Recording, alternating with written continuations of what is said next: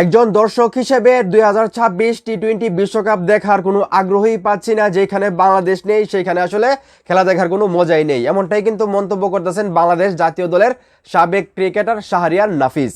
শাহরিয়ার নাফিসকে আপনারা সবাই চিনেন, উনি কিন্তু অনেকদিন বাংলাদেশ জাতীয় দলে ক্রিকেট খেলেছেন এবং উনি কিন্তু মোটামুটি ভালো একজন ক্রিকেটার ছিলেন। তো ওনাকে যখন সাংবাদিকরা আসলে টি-20 বিশ্বকাপ ইস্যুতে প্রশ্ন করে যে এইবার আসলে যেহেতু বাংলাদেশ নেই, আপনি টি-20 বিশ্বকাপটা কীভাবে দেখতেছেন বা খেলাগুলো আপনি কীভাবে দেখবেন, আগ্রহ আছে কিনা, তখন কিন্তু শাহরিয়ার নাফিস বলেন, দর্শক হিসেবে এবারের বিশ্বকাপ দেখার কোনো আগ্রহ পাচ্ছি না। অন্য অনেক খেলারই তো বিশ্বকাপ হয় যেগুলো বাংলাদেশ থাকে না, হয়তো এটাও তেমনি হবে।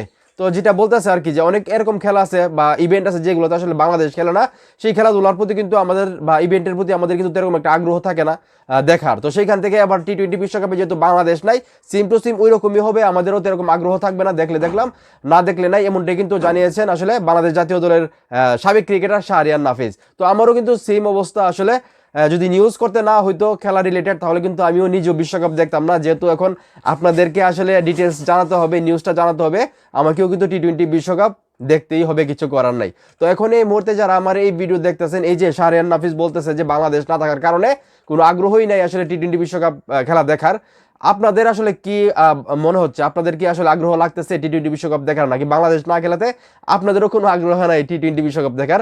সেটা অবশ্যই কমেন্ট করে জানাবেন। ভিডিওটা ভালো লাগলে অবশ্যই শেয়ার করবেন।